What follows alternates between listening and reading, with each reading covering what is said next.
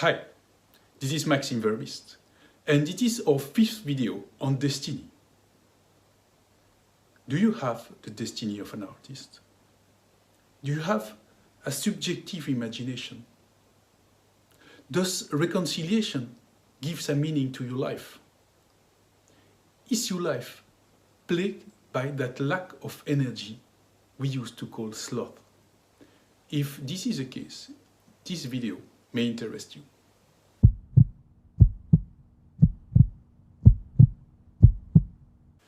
There is no doubt that there is a lot of beauty in nature, and a lot of flowers, vegetables or animals may have a very good outlook or behavior.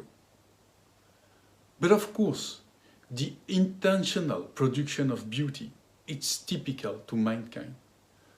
Only human can be considered as artists. Since the beginning of humanity, art was serving a purpose which is far broader than we may imagine right now. It was serving the purpose of making visible the invisible. In one way, it was very similar to the work of the shaman. It was to play the mediator between the different planes. And unfortunately, nowadays it looks like a business, but it used to be a holy duty. The artist is the intermediary between the worlds. There is two features of the imagination bestowed with the destiny of artists: harmony and conflict. Many people believe that the role of the artist is to produce beautiful objects. In reality, the true role of the artist is much deeper than that, and they may produce some form of art that may be shocking, because the true role of the artist is to touch people to the bottom of their soul. We human beings see the life through our mind, and the mind divides everything in pairs of opposites: good and bad, left and right, male and female. Deep inside, we keep the memory that those two opposites are just but the two sides of the same coin. So what we call harmony is the consciousness that beyond the apparent conflict, there is an underlying oneness of the two opposite principles. So, if you have the destiny of the artist, your imagination will be oriented about oppositions and contrast. So, you will constantly see everywhere the conflicts that exist in the world, but you will constantly be connected to the underlying unity behind the apparent opposition. It looks paradoxical, and the imagination of the artist is full of paradoxes. Many artists report that before the act of creation, they feel an inner sense of tension that is building up in their chest, and it's quite unpleasant, and it grows till they feel almost sick. And there, in that moment of intense mental tension, there is the impulse of creation, and they can start working on their creation. In the relational life, there is a lot of reason to feel tensions. There is a lot of potential conflicts and a lot of misconceptions. And as we keep sense that our mental representation could be wrong, or people's mental representation could be wrong, there is a sense of uneasiness. We sense that something is wrong in our vision. And that is the basic feeling that makes us capable to acknowledge our own mistakes and to acknowledge that others also are prone to do mistakes. So that consciousness is at the center of the emotional stability of the artist. That means what?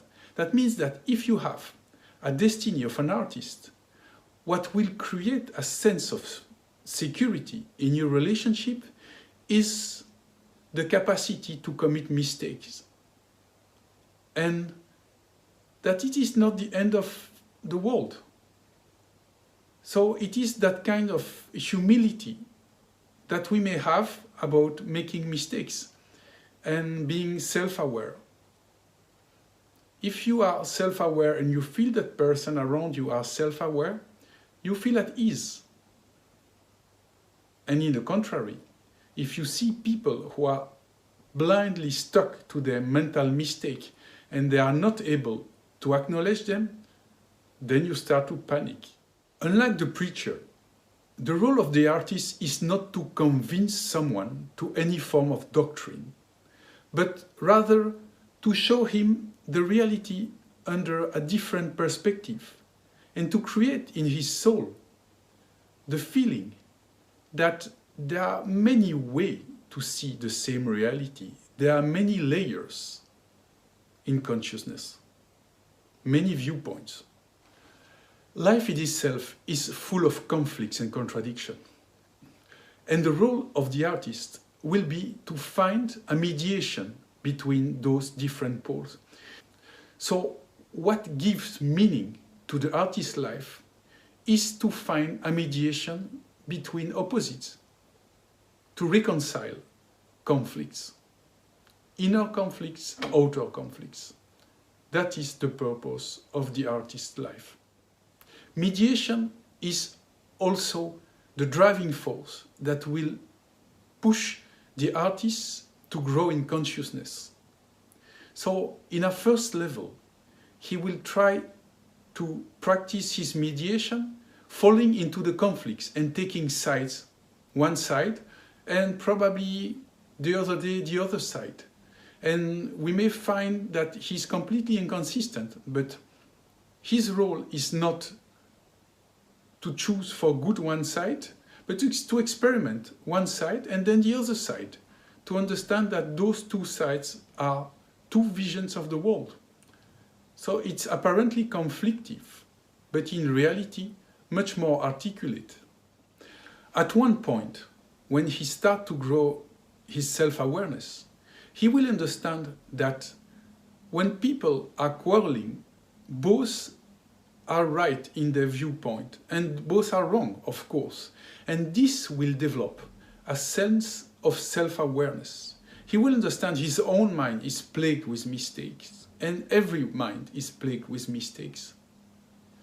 And he will develop a sense of self-awareness, and he may also help others to be aware of the potential mistake of their own mind. So that is the second level of being a mediator. And then, as his awareness and intellect keeps growing, he will discover that the entire world is plagued by conflicts. And he will enter into an intellectual vision that we may call tragedy, because the world is driven by conflicts. And those conflicts cannot be solved. So the only thing we can do is to inject that tragedy in a form of art, where we can give a positive use of that helpless struggle of life, because life is full of struggle. So tragedy is another way to reconcile human being with the contradiction of his life. The more we are self-aware and aware of the many potential mistakes that come along with a viewpoint, the more we tend not to take sides. But the problem, if we do so, we are at risk to fall in a vice that used to be called sloth. And basically, it's a matter of not entering into any conflicts and to take the position of the person who tries to run away from conflicts. So, sloth exists in the moral level as a sense of moral relativism, to say, well, all the options are good, so I won't take any choice, I won't take any side. And sloth allows anyone to do what they want.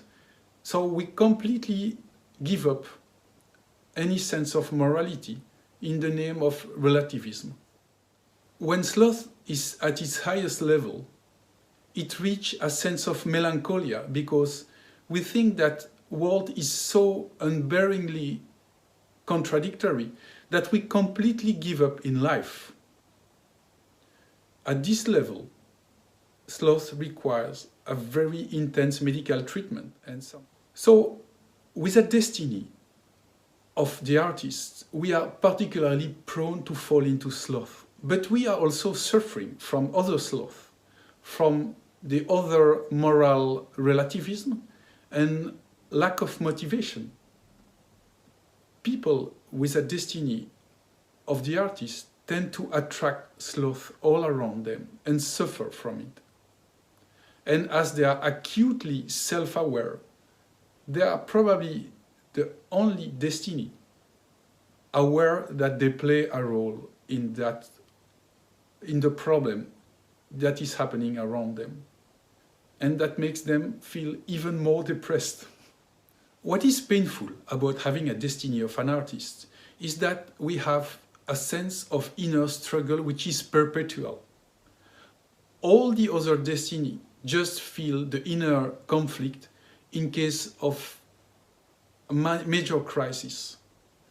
In the case of the artist, the inner conflict is perpetual, and they are constantly struggling between taking sides intellectually, take a distance and fall into the risk of sloth, and it is a destiny of constant tension. They are able to understand every viewpoint, therefore they are not able to stick to any of them, because all the viewpoints complete each other. So they don't take side for a long time, and they will move from one side to the other, or no side at all. That is really unbearable. There is plenty of reason to give up into action, because reality is of an infinite complexity. The world is intrinsically contradictory. Nevertheless, if we want to go beyond the tendency of sloth, common sense is of no use.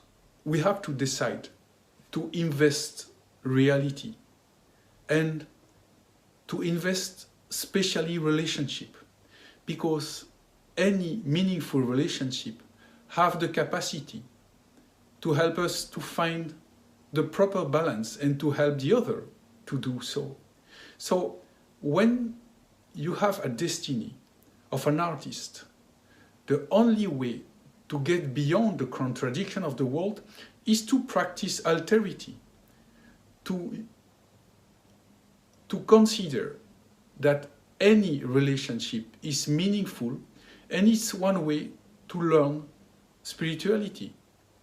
So any interlocutor, it's a potential incarnation of what you may consider as the divine.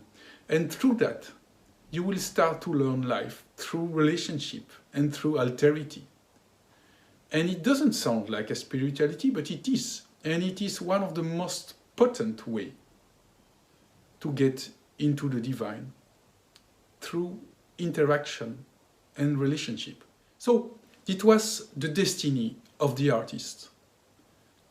But remember, there are 7 types of destiny: warrior, gardener, merchant, artist, artisan, preacher, and diplomat. And every destiny comes along with a specific task and a specific problem. So there is no perfect destiny. The artist, being at the center of all other destiny, is capable to understand every destiny. And that is what artists have special. He can understand any type of destiny far better. That's why the best novelists are usually from that breed.